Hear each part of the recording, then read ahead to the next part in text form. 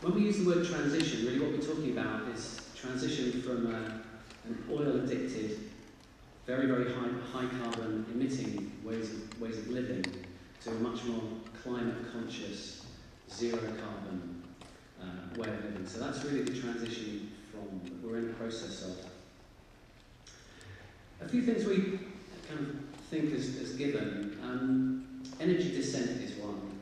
Now, the zero carbon Britain, and Stephen, correct me if I'm wrong, looks at powering down of our fossil fuel infrastructure and powering up of renewables, at the end of which we do have a net level of energy, probably 50% of what we've got right now. So energy descent is pretty much imperative because of climate change. It's inevitable because of issues to do with fossil fuel depletion as well. We recognise that our communities right now just really, really lack the resilience to withstand the shocks that will accompany both of those situations. We recognise we've got to act now, and we've got to act together. And kind of lastly, that as we've made our way up the energy mountain, as it were, we've used colossal amounts of ingenuity, collaboration, creativity, and there's no reason why that should desert us on the way back down again. And if we use all those things and we plan in advance rather than kind of getting hit on the back foot with all of this, then there's no reason we can't create, as Stephen said, ways of living, ways of being that are much more connected to each other, to our land base, and much more fulfilling at a very personal but also a collective standpoint as well. So these last 4 years, like George said, it's been a kind of a bit of a crazy ride with people getting in contact with us all the way from Canada to Finland to Mongolia to China about how to kick off an initiative in their area. Now, one of the things that people often talk about, and this will kind of be part of what I'm going to mention later, is about campaigning. Is transition a campaigning organisation? And I wonder about that. And there's some terminology that I'm not absolutely comfortable with, and I think it really requires an example to say, what would a transition initiative do? What would a campaign do? So if you look at one of the highest carbon emitting, lowest resilience kind of key pieces of infrastructure now, a supermarket, what would a town do if a supermarket was coming in? And what would people do if a supermarket was threatening to come into town? There are kind of three responses really. You can go and talk to the politicians, and some people have a lot of energy for that, saying, don't let them in. If you're a really hardcore campaigner, you can stand in front of the machines as they come and start breaking the ground, and we absolutely need that kind of person as well. But also, it really, really help if there's a bunch of people in that community building a local food system that rendered that supermarket superfluous to needs, and that's kind of where the transition thing fits in. And just as we need that kind of that spectrum in that horizontal sense, we also recognise that we're only a small piece of the puzzle in terms of the overall kind of vertical axis of needing stuff done at the global level with agreements like contraction and convergence and whatever comes after Kyoto, at the national level with some kind of energy rationing and creating a tax situation that encourages renewables, at the local government, at the local community level, and also very much at the personal level as well. So I just want to describe what transition is like by taking a look at two different communities, absolute ends of the spectrum. One where you think, yeah, that really looks like a good place where a bottom-up, self-empowered, green-aware initiative will take root. Another place which you'd say absolutely not. So the first one is Totnes. The transition initiative there kicked off 4 years ago. And really, the first year was about raising awareness, building connections. The second year was about getting the organisation sorted, who does what, who's going to be backing up people, how do we get the communications running through it. The third year was about an energy descent action plan for the town. Energy descent is a given. We've got a plan for it. So one way that transition groups are doing that was with a community visioning exercise, looking at If we were successful at managing this transition to 2030 with zero carbon, what would our town look like? When we got up in the morning, what would we smell? What would we be doing? So create that vision, then backcast all the way to where we are now, to look at the things that need to happen sequentially in order for that to actually become a reality. So that was really the third year. And the fourth year we're kind of now is thinking about very much around social enterprise, jobs, giving people employment, and about community ownership of assets, about how that's really going to create conditions where we can move this forward much more quickly. Now, throughout all this time, special interest groups were emerging, special interest groups around energy, around food, around building, around economics and livelihoods, around heart and soul and the psychology of change. And they were kicking off projects that involved people, that involved creativity, involved a different way of looking at things. And there's a kind of a dazzling array of colourful projects, matched by other initiatives around the world, I should add.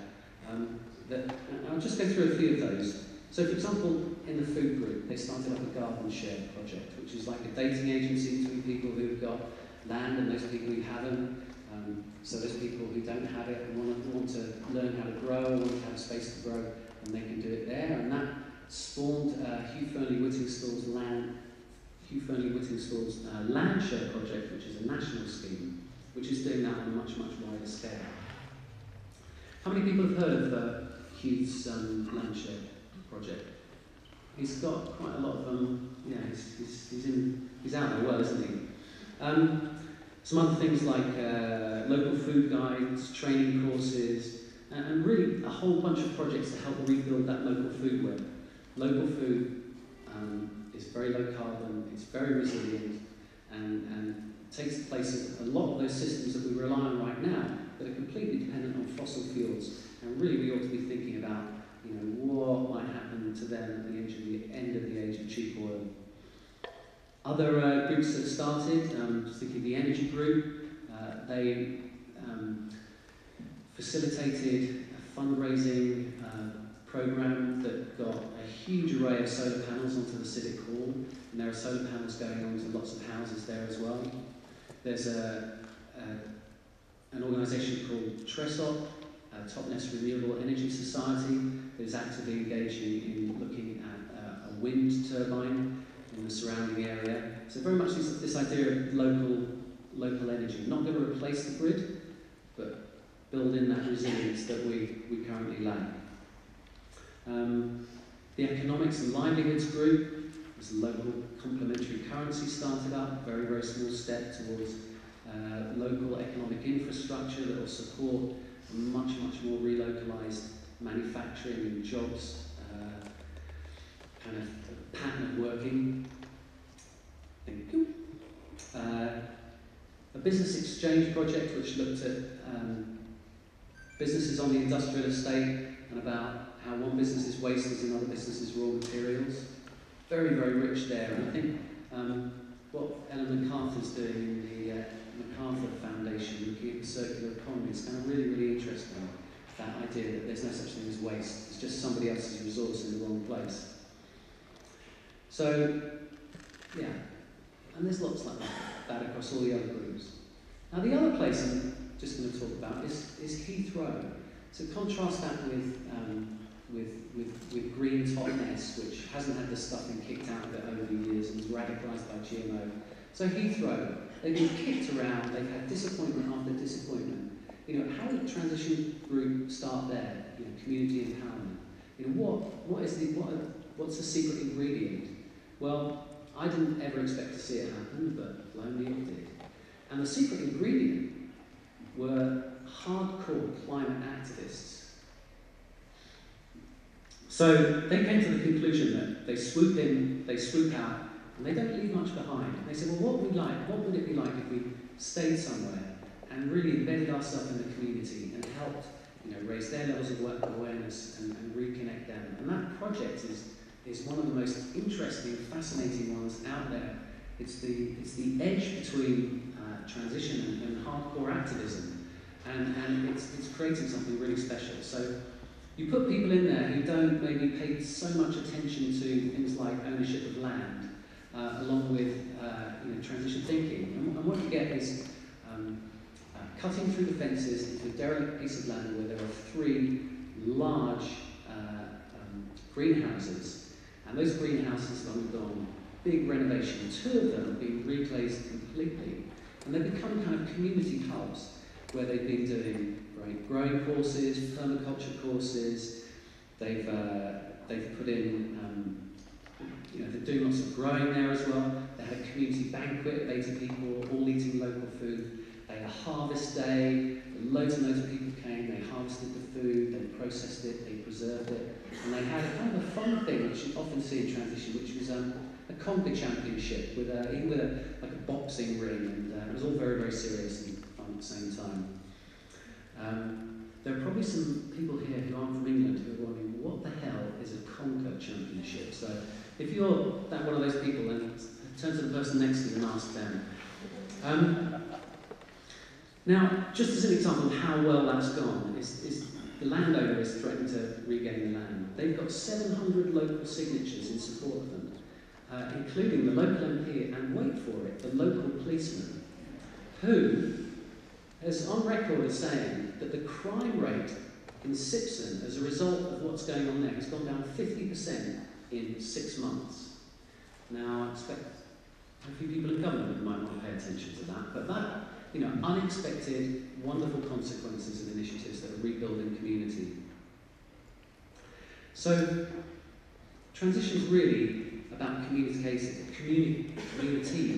getting ready for energy descent, about being really, really proactive about it, about making what, as Stephen was saying, policies that are currently considered suicidal politically, creating an environment where those policies are actually much, much more electable. And I guess the way we think about it is that if we wait for the governments, it's going to be too little, too late. If we do it as individuals, it's just going to be too little. But if we play our part as communities, then maybe, play our part as communities and encourage all those other sectors that need to come on board with this, then maybe it'll be just enough, just in time. Thank you.